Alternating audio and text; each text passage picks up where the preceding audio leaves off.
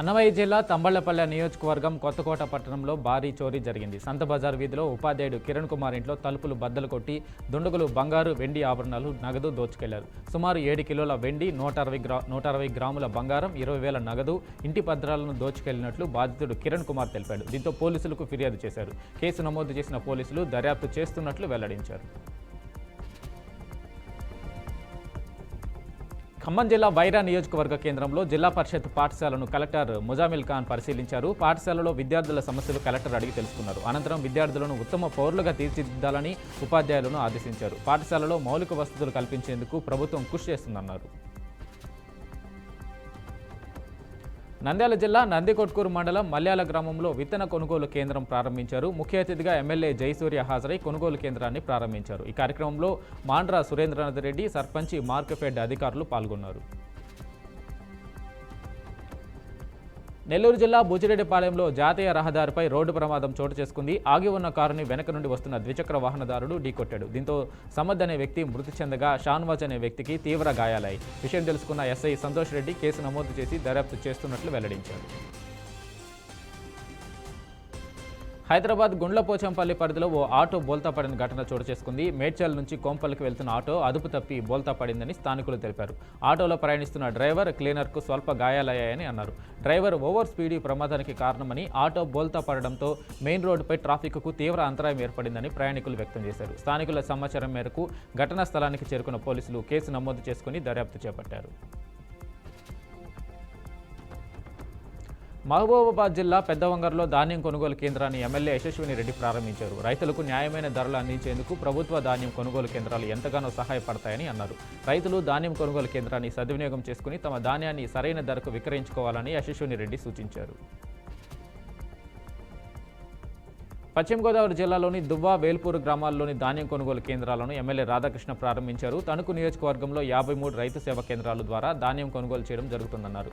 గత ప్రభుత్వం ధాన్యం 1600 కోట్లు రైతులకు బకాయిలు పెట్టిందని, కూటమి ప్రభుత్వం వచ్చిన తర్వాత 1600 కోట్ల రైతులు బకాయిలు చెల్లించడమే కాకుండా రైతులకు ఖాతాలలో 24 గంటల్లో డబ్బులు పడుతున్నాయని రాధాకృష్ణ అన్నారు.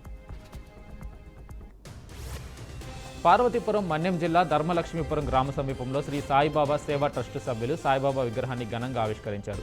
దాతల సహకారంతో సుమారు 20 లక్షల రూపాయలతో షిర్డీ సాయిబాబా భారీ విగ్రహాన్ని ఏర్పాటు చేసుకున్నామని అన్నారు.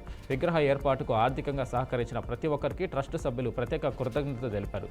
పూజలు చేసుకోవడానికి వచ్చిన భక్తులకి 3 రోజుల పాటు భోజన వసతి కల్పించడం జరుగుతుందని ట్రస్ట్ సభ్యులు చెప్పారు. అనకాపల్లి జిల్లాలోని కలెక్టర్ కార్యాలయంలో ప్రజా ఫిర్యాదుల పరిష్కార వ్యవస్థ కార్యక్రమాన్ని నిర్వహించారు. ప్రజలు అందజేసిన అర్జీలను గడువు లోపల పరిష్కరించాలని జిల్లా కలెక్టర్ విజయ్ కృష్ణన్ అన్నారు. పీజీఆర్ఎస్ అర్జీలను సకాలంలో పరిష్కరించాలని, అర్జీలు రీఓపెన్ కాకుండా అర్జీ పరిష్కార అనంతరం అర్జీదారునితో మాట్లాడి పూర్తి వివరాలు తెలియజేయాలని కలెక్టర్ అధికారులను ఆదేశించారు. మహబూబాబాద్ జిల్లా ఆలేరు గ్రామంలోని రైతులు గ్రామ స్టేజీ రహదారిపై బైఠాయించి రాస్తా రోకో నిర్వహించారు. గ్రామంలోని చెరువు మరమ్మతులు చేపట్టాలని నినాదాలు చేశారు.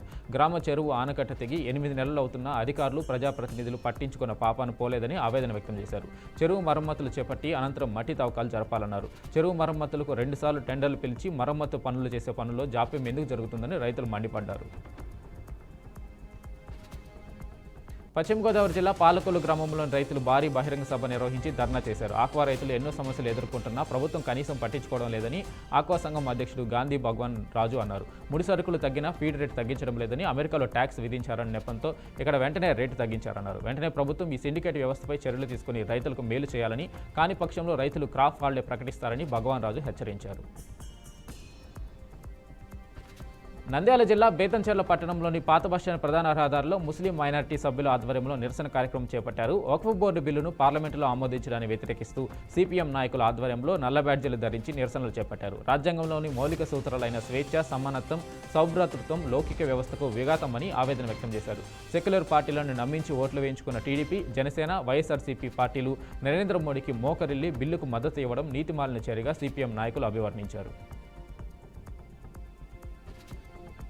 హైదరాబాద్ ఉప్పల్ పోలీస్ స్టేషన్ పరిధిలో గుర్తు తెలియని వ్యక్తులు చైన్ స్నాచింగ్కు పాల్పడిన ఘటన చోటు చేసుకుంది. విజయపురి కాలనీలో నివాసముంటున్న విజయలక్ష్మి అనే మహిళ ఉదయం 7:30 ప్రాంతంలో పాలు అమ్ముతుందని చెప్పింది. గుర్తు తెలియని వ్యక్తి బైక్పై వచ్చి పాలు కొనుక్కునేలా నటించి మెడలో ఉన్న 3 తులాల చైన్ లాక్కొని వెళ్లాడని బాధితురాలు ఆవేదన వ్యక్తం చేసింది. సమాచారం తెలుసుకున్న పోలీసులు ఘటనా స్థలానికి చేరుకుని దర్యాప్తు చేపట్టారు. చిత్తూరు జిల్లా మదనపల్లి తహసీల్దార్ కార్యాలయం ఎదుట మాల మహానాడు ఆధ్వర్యంలో ధర్నా నిర్వహించారు. భారత రాజ్యాంగం రచించిన అంబేద్కర్ విగ్రహాన్ని తొలగించడం దళితుల మనోభావాలు దెబ్బతీసే విధంగా ఉందని మాల మహానాడు నాయకులు అన్నారు. అనధికారికంగా అంబేద్కర్ విగ్రహాన్ని తొలగించిన అధికారులపై చట్టరీత్యా చర్యలు తీసుకోవాలన్నారు. లేని ఎడల రాష్ట్ర వ్యాప్తంగా ప్రజా సంఘాల ఆధ్వర్యంలో ఆందోళన కార్యక్రమాలు చేస్తామని మాల మహానాడు నాయకులు హెచ్చరించారు. మహబూబ్నగర్ జిల్లా దేవరకద్ర కేంద్రంలోని ఎంపీడీఓ ఆఫీసు వద్ద ఉపాధి కూలీలు ధర్నా నిర్వహించారు. మున్సిపాలిటీ పరిధిలోని మినిగోనిపల్లి, గోపులాపురం, బల్సుపల్లి, చౌదర్పల్లి, దేవరకద్రలో ఉపాధి పనులు నిలిచిపోయాయని ఆగ్రహం వ్యక్తం చేశారు. ఉపాధి లేకుండా మా కుటుంబాలు రోడ్డున పడ్డాయని వాపోయారు. వెంటనే కేంద్ర రాష్ట్ర ప్రభుత్వాలు స్పందించి ఉపాధి పనులను తిరిగి ప్రారంభించాలని, లేనిచో పెద్ద ఎత్తున ఉద్యమం చేస్తామన్నారు. అనంతరం స్థానిక ఎంపీడీఓ శ్రీనివాసరావుకు ఉపాధి కూలీలు వినతిపత్రం అందజేశారు.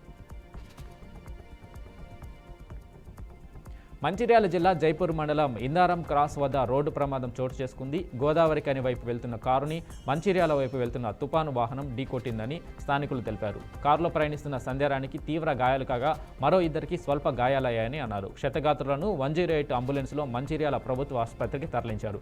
సమాచారం తెలుసుకున్న పోలీసులు ఘటనా స్థలానికి చేరుకొని ప్రమాదం గురించి దర్యాప్తు చేపట్టారు.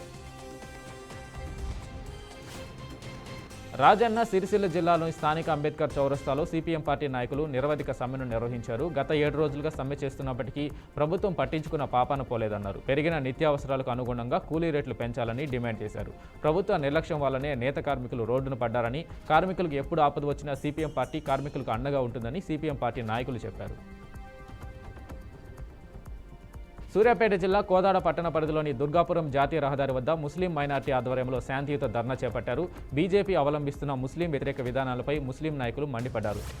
దేశంలో వక్ఫ్ బోర్డు బిల్లు రద్దు చేయాలని నిరసన చేశారు. ఈ ధర్నాలో సుమారు 200 మంది ముస్లిం మైనార్టీ నాయకులు పాల్గొన్నారు. నిర్మల్ జిల్లాలో అడవి పందులను అక్రమంగా తరలిస్తున్న పలువురిని ఫారెస్ట్ అధికారులు పట్టుకున్నారు. 13 పందులను మహారాష్ట్ర నాందేడ్ సరిహద్దుల నుండి ఆంధ్రప్రదేశ్ విజయవాడకు తరలిస్తుండగా పట్టుకున్నట్లు ఫారెస్ట్ అధికారులు తెలిపారు. ముగ్గురిని అదుపులోకి తీసుకుని కోర్టులో హాజరుపరుస్తారని వెల్లడించారు.